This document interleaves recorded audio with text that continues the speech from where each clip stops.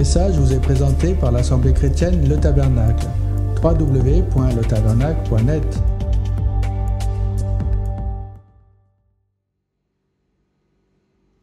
J'ai une question à poser.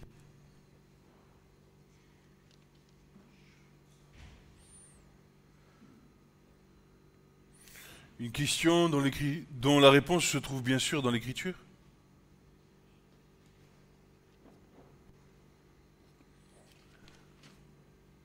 Où se trouve le royaume de Dieu?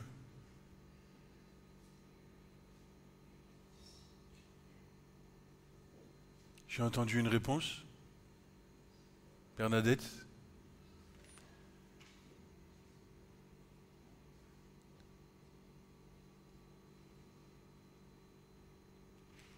Or, étant interrogé par les pharisiens, quand viendrait le royaume de Dieu? Il leur répondit et dit: le royaume de Dieu ne vient pas de manière à attirer l'attention. On ne dira pas: voici, il est ici, ou voilà, il est là. Car voici, le royaume de Dieu est au milieu de vous.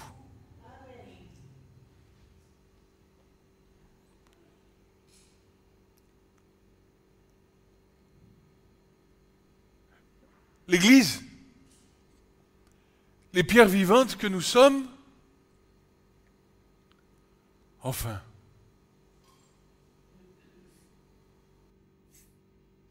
que nous devrions être, pour certains,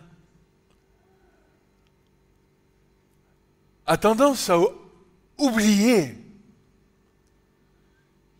Nous avons tous tendance à oublier ce que Jésus est venu faire sur terre.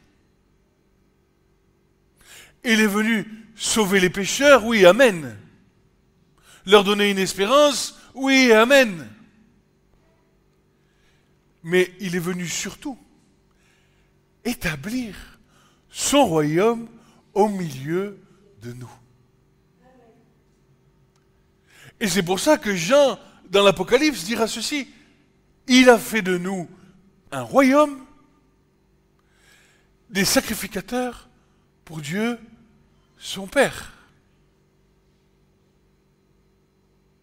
Et c'est ce qui fait la sainteté de l'Église.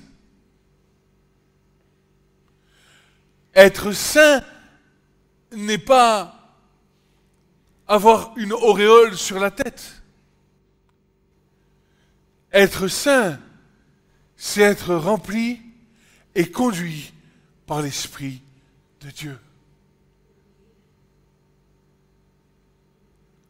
Seulement, entre le moment où la foi dans le nom du Fils de Dieu va apparaître en nous et le moment où nous allons marcher, vaincre et servir le Dieu vivant, se passe un temps.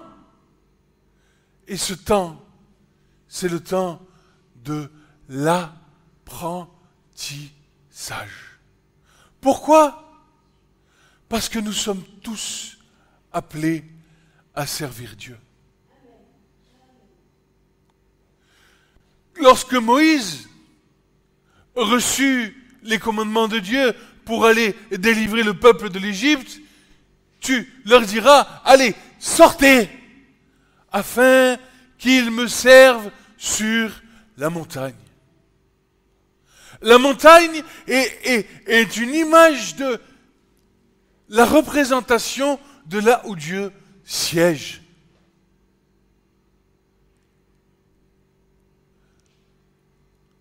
Servir Dieu,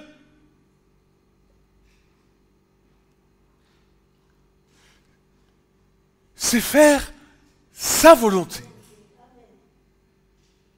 Pas la mienne, Pas la tienne, mais la sienne. Et entre le moment où tu reçois ce saint désir de le servir dans ton cœur, que tu te mets à le servir, et que en réalité, dans le service, tu fais sa volonté, il se passe encore un certain temps. Pourquoi ? Parce que nous le disons bien souvent dans nos prières, nos cœurs sont durs. La parole déclare dans le prophète, voici, je répandrai mon esprit sur toute chair. Je ferai de leur cœur de pierre un cœur de chair. Un cœur de chair, c'est un cœur où sont inscrits tous les commandements de Dieu et dans lequel il n'y a point de transgression ou de fraude. Comme quand Jésus vit Nathanaël sous le figuier. Il dit, voici un Israélite dans lequel il n'y a point de fraude.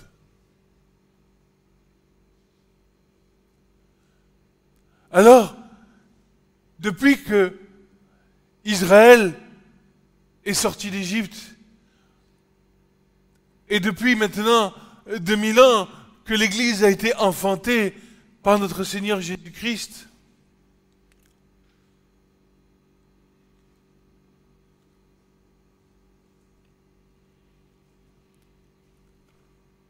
Israël existe toujours et l'Église existe encore.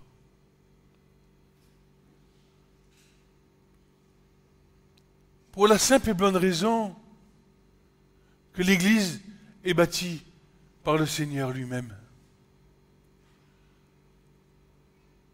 Que l'Église est bâtie par les serviteurs de Dieu, que Dieu a choisi d'avance, qu'il a disposé dans le corps différents ministères afin que le corps puisse croître harmonieusement dans la connaissance de Jésus.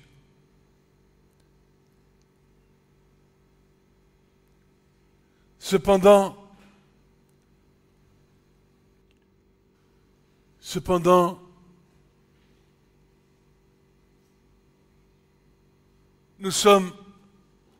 nous ne cesserons de le répéter, tous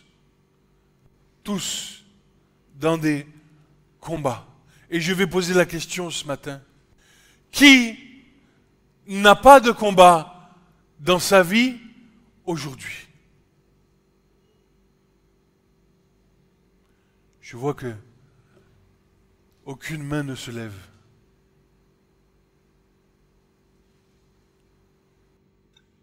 Paul dira, je prends plaisir selon l'homme intérieur à la loi de Dieu. Mais je constate une autre loi qui demeure dans mes membres, celle du péché.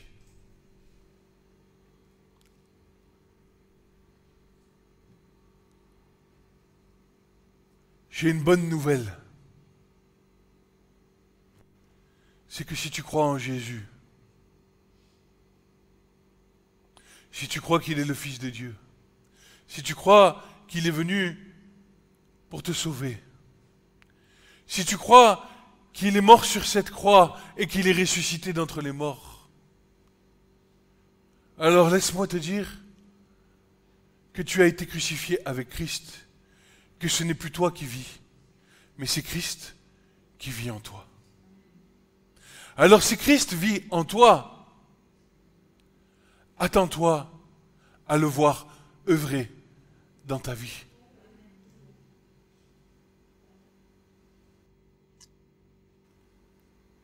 Le sujet sur lequel nous allons partager, je pense, pendant plusieurs dimanches,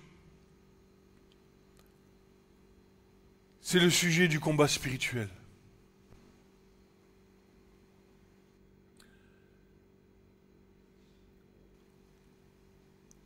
Le combat spirituel n'est pas forcément et uniquement la délivrance, la guérison, prier pour les uns, prier pour les autres. Le combat spirituel, il est d'abord pour toi.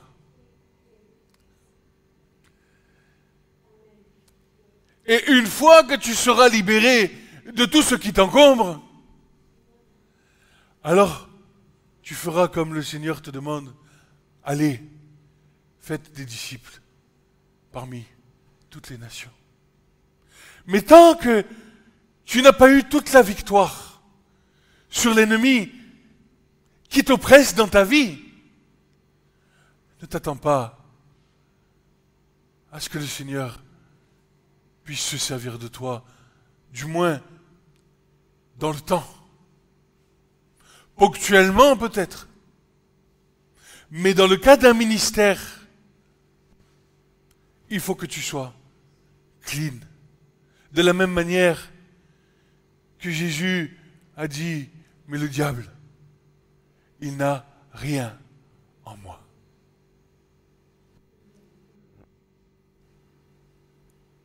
Alors, ce sujet est vaste, il est long. On va peut-être simplement faire une introduction. Peut-être je reprendrai des choses qu'on a déjà vues parce que des choses vont venir se rajouter dans les prochains dimanches. Mais je répéterai peut-être certaines choses. Pardonnez-moi.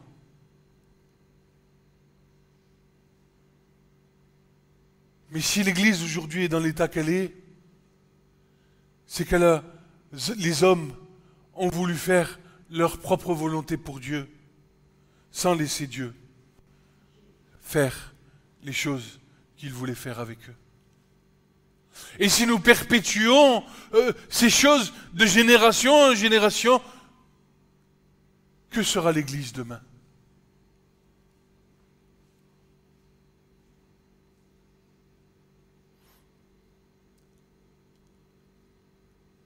L'Épître aux Hébreux nous dit que nous n'avons pas combattu comme Jésus jusque au sang contre le péché. Je vous rappelle que Jésus, à Gethsémani, a été pressé de toutes parts dans son humanité. Oh,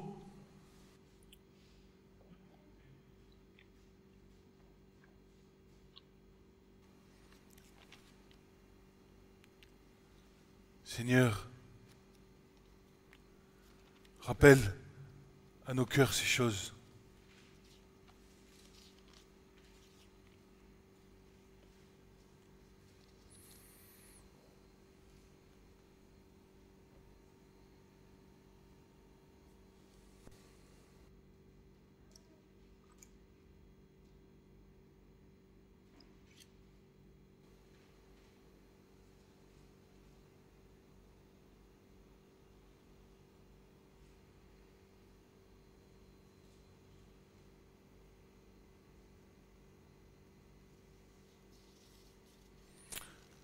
Matthieu 26, verset 36.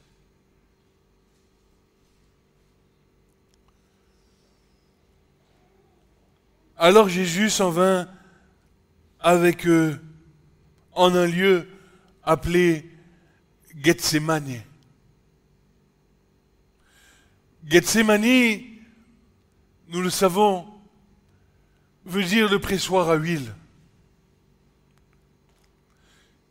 Ce jardin était l'endroit où Jésus, dans toute son humanité, a été concassé face à la décision qu'il devait prendre, celle d'obéir à son Père. Et il dit ceci, asseyez-vous jusque m'en étant allé, j'ai prié là. Vous voyez, une des premières clés pour le combat spirituel, ça va être la prière. Jésus va se retrouver dans une position où il va être oppressé, comprimé, et il va dire ceci: jusqu'à ce que j'ai prié là. Et le Seigneur nous invite à en faire de même. Lorsque tu vas vers une voie, que tu sais pertinemment que ce n'est pas la bonne voie, il y a une seule solution. Pas 10, une. C'est de fléchir le genou devant le Seigneur, invoquer son nom et lui dire: Seigneur, là je ne peux pas.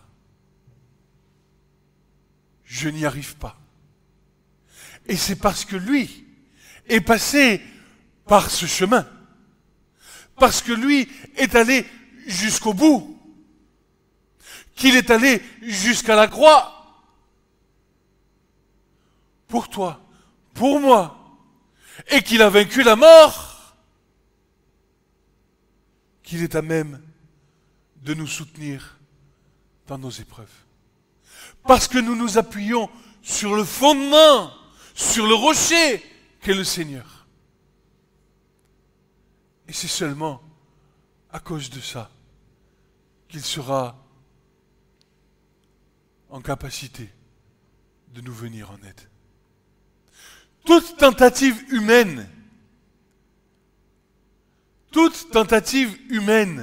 à s'opposer au péché qui nous environne si facilement est vouée à l'échec.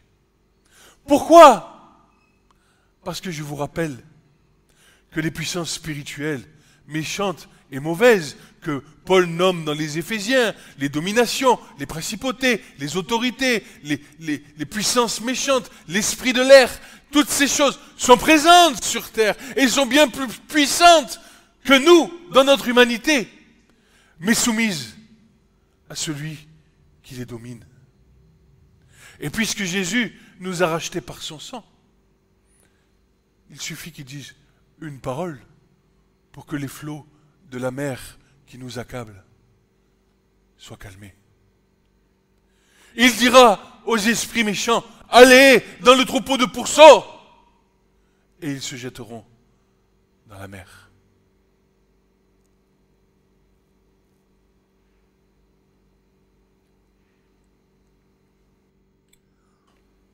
Nous sommes une sainte sacrificature, une race élue, une race royale.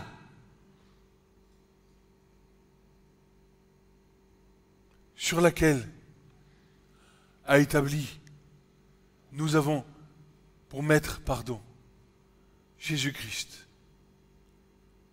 notre roi. Je ne sais pas si vous voyez des fois les choses qui se passent en Angleterre, qui est un pays monarchique. Mais le respect qui est là envers la reine. Et pourtant, nous sommes sur terre.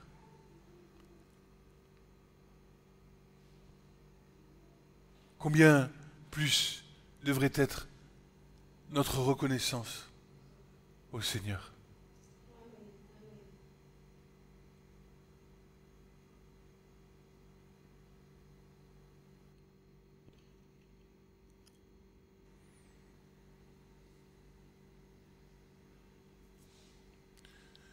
Alors, je vais commencer le message. L'intitulé de ce message, c'est gagner nos combats spirituels. J'aimerais qu'il reste gravé profondément dans nos cœurs.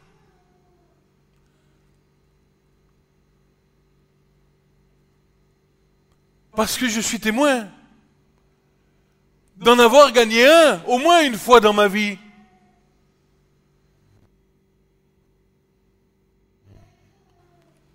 Témoin de la puissance du Seigneur lorsque nous élevons son nom. Dans les choses qui sont pourtant les plus attachées à nos membres dans le péché, des choses pour lesquelles nous pourrions dire « c'est impossible ». À l'homme, cela est impossible. Mais à Dieu, tout est possible. Et tout est possible à celui qui croit. La bascule va se faire uniquement dans notre obéissance à ce qui nous a légué, transmis dans la puissance de son nom. Est-ce que lorsque je suis confronté dans un combat spirituel, de quelque ordre qu'il soit, lorsque je vais mentir volontairement, que je vais faire adultère volontairement, que je vais tricher volontairement, que je vais voler volontairement, le combat, lorsque la situation se présente devant moi, quelle est ma réaction? Quelle est ma démarche? Est-ce que je dis, c'est pas grave, une fois de plus, le Seigneur de toute façon me pardonnera? Ce qui est vrai en soi, mais durant le temps présent, ensuite vient le jugement. Ou est-ce que je saisis par la foi le nom du Seigneur et je dis, Seigneur, tu as tout accompli, cette pensée qu'elle dégage de ma vie, parce que je t'appartiens. Quelle est la limite dans notre libre arbitre? C'est l'amour de Dieu de nous avoir laissé le libre arbitre. Le Saint-Esprit sera là pour te rappeler les choses qu'il a entendues, selon la Torah, selon le cœur du Père. Il va te rappeler les choses, il va t'avertir une fois, il va t'avertir 2 fois, il va t'avertir 3 fois. Et puis ensuite, il va te laisser faire.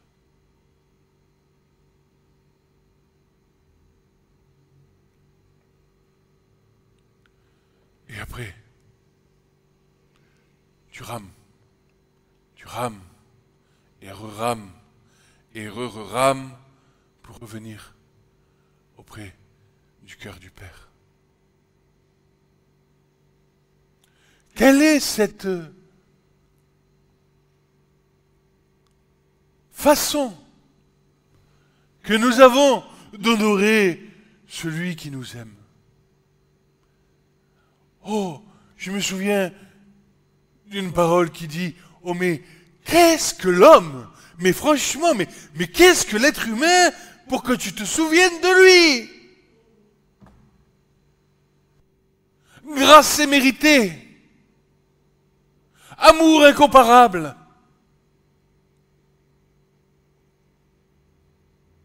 Et moi je suis comme ça, je ne changerai pas. Et moi ça fait 30 ans que je suis comme ça, et je ne changerai pas. Que le Seigneur me change, mais il l'a déjà fait. C'est qu'il faut que tu comprennes que c'est déjà fait. Tout ce qui a été, tout ce que vous lirez sur la terre a déjà été lié dans le ciel, et tout ce que vous délirez sur la terre a déjà été délié dans le ciel. Le tout, c'est de savoir où est-ce que je vais me servir sur la table qui est devant moi. Est-ce que je vais me servir de l'excellente nourriture qui nous est accordée? Ou est-ce que je vais tourner le dos à la table et claquer la porte? Parce que lorsque nous regardons dans les promesses de Dieu, les gens du monde, s'ils les connaissaient, en seraient jaloux. Preuve en est qu'ils vont chercher ça dans l'occulte.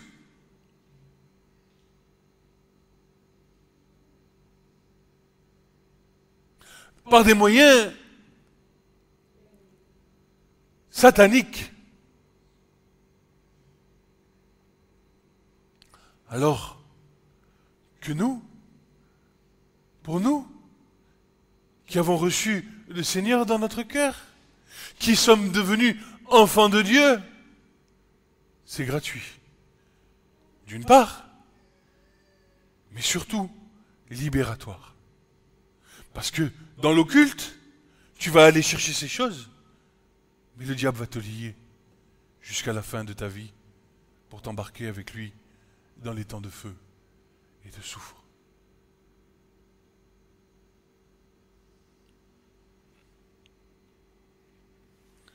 Alors, voici ce que j'ai reçu du Seigneur.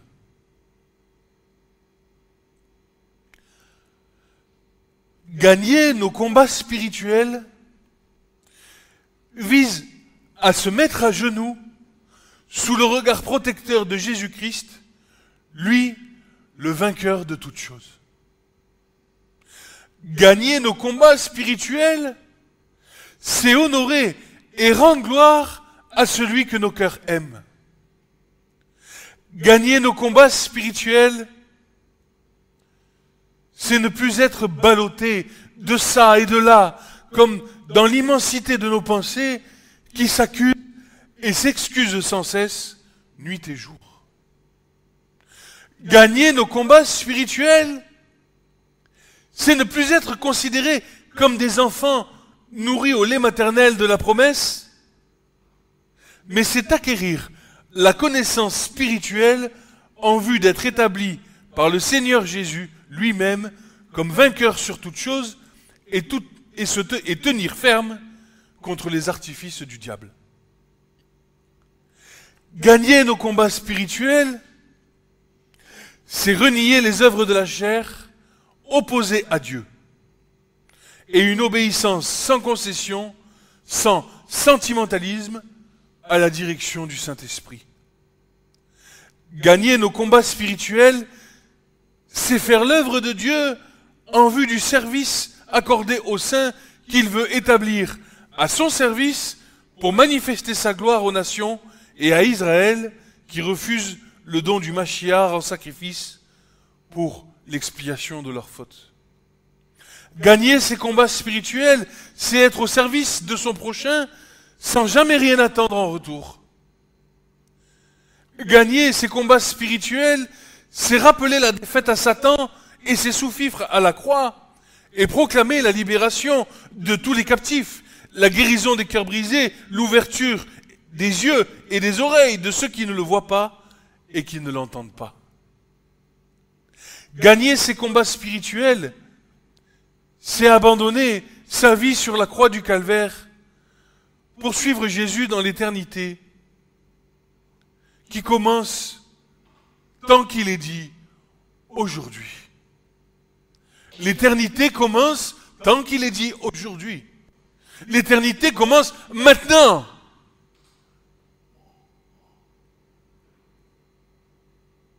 Gagner ces combats spirituels, c'est avoir la vision prophétique du temple de Dieu à l'image de Christ, de son plan et de son règne éternel. Gagner ces combats spirituels, c'est devenir à l'état d'homme fait, puissant dans l'esprit pour renverser les forteresses, détruire les filets de l'ennemi, déjouer les pièges de Satan, délivrer les âmes retenues captives par les griffes de l'ennemi. Gagner ces combats spirituels, c'est une injonction de la part de Dieu. Si nous voulons voir grandir l'assemblée de Dieu, la Keïla, recevoir de lui bien plus de ce que nous pensons. Gagner ces combats spirituels, c'est manifester la gloire de Jésus ressuscité d'entre les morts, siégeant à la droite du Père. Et enfin, mais la liste n'est pas exhaustive, c'est aussi un commandement de Dieu qui nous dit ceci. Josué 1, versets 3 à 9. Oh, verset que nous connaissons, que nous avons lu, relu, re-relu, en long, en large, en travers, du début à la fin, de la fin au début, mais que nous, manifestement, avons toujours pas compris. Josué 1, versets 3 à 9. Tout lieu que foulera la plante de vos pieds, je vous l'ai donné, comme j'ai dit à Moïse. Vos frontières seront depuis le désert et ce Liban jusqu'au grand fleuve, le fleuve d'Euphrate, tout le pays des Hétiens jusqu'à la mer Grande, vers le soleil couchant. Écoute, personne ne tiendra devant toi tous les jours de ta vie. Comme j'ai été avec Moïse, ainsi je serai avec toi. Je ne te laisserai point, je ne t'abandonnerai point. Fortifie-toi et sois ferme, car toi, tu feras hériter à ce peuple le pays que j'ai juré à leur père de leur donner. Seulement fortifie-toi et sois très ferme pour prendre garde à faire selon toute la loi que Moïse, mon serviteur, t'a commandé. Ne t'en écarte ni à droite, ni à gauche, afin que tu prospères partout où tu iras. Que ce livre de ta loi ne s'éloigne pas de ta bouche, médite-le jour et nuit, afin que tu prennes garde. Afin que tu prennes garde. Le livre du Deutéronome, c'est prends garde à toi, prends garde à ton âme, prends garde, prends garde, prends garde. Afin que tu prennes garde à faire selon tout ce qui est écrit, car alors tu feras réussir tes voies, et alors tu prospéreras. Ne t'ai-je pas commandé? Fortifie-toi et sois ferme. Ne te laisse point terrifier, ne te laisse point effrayer, car l'Éternel, ton Dieu, est avec toi. Qui veut prospérer? Qui veut grandir? Qui veut hériter de toutes les promesses de Dieu?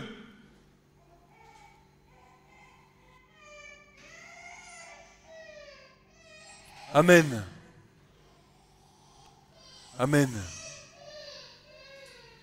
Alors voici, nous avons à prendre garde aux avertissements du Saint-Esprit.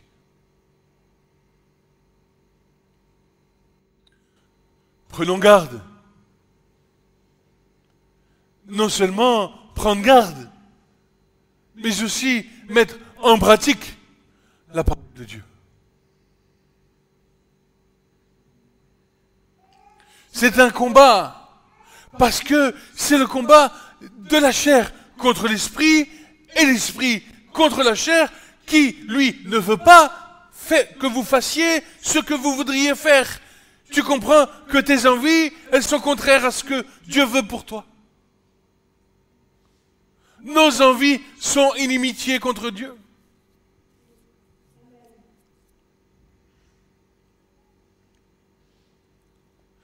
Tes envies, nos envies nous rendent captives à l'obéissance du péché.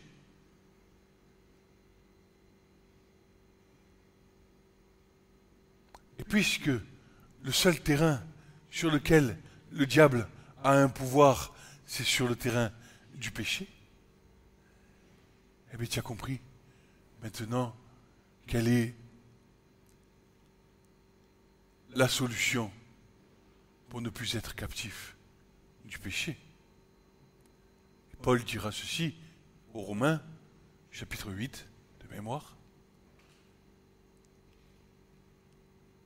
Si par l'Esprit, vous faites mourir les œuvres de la chair, c'est par là.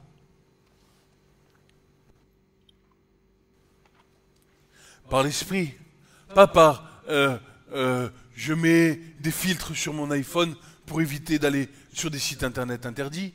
Pas je change de téléphone parce que j'ai peur que Internet m'agresse. Pas, non.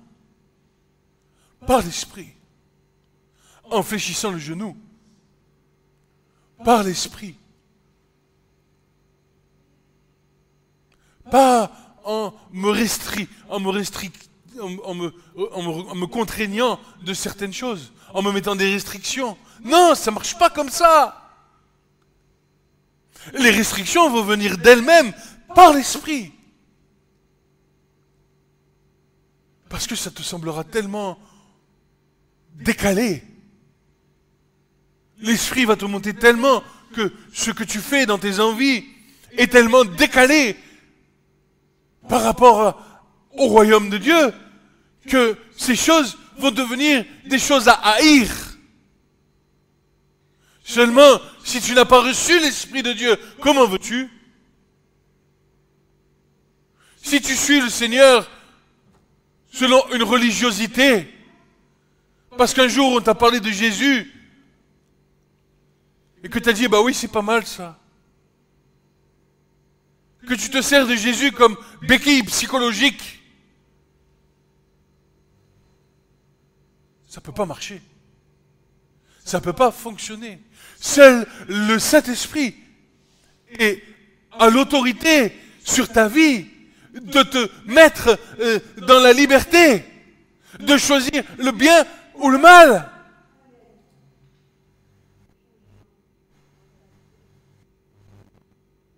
Et quand bien même tu as reçu l'Esprit de Dieu, tu es encore capable de choisir de faire le mal.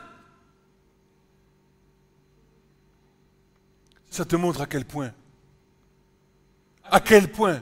le péché est ancré dans nos membres.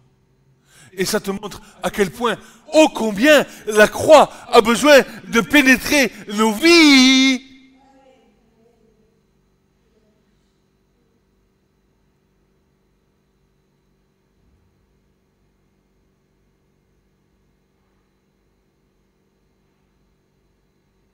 Tu m'as oint au-dessus de mes frères d'une huile de joie, car j'ai haï l'iniquité, j'ai haï le péché, j'ai haï ce que j'étais, misérable homme que je suis. Oh Seigneur, donne-moi un cœur brisé et contrit.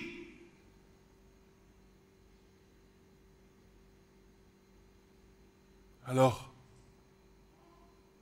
seulement là, dans l'intimité avec le Seigneur, il t'accordera une huile de joie, une huile d'onction qui te permettra de faire face à tous tes ennemis. Mais tant que l'orgueil, la colère contre Dieu, intrinsèque à l'être humain, cette colère innée que nous avons contre Dieu, est encore de mise et fait partie de nos vies, ne t'attends pas à recevoir quelque chose de la part de Dieu.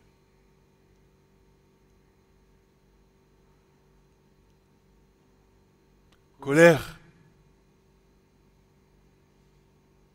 qui date de l'Éden. Je vous rappelle que l'homme a été chassé de l'Éden. Et de génération en génération, en génération, en génération, ces choses se sont transmises.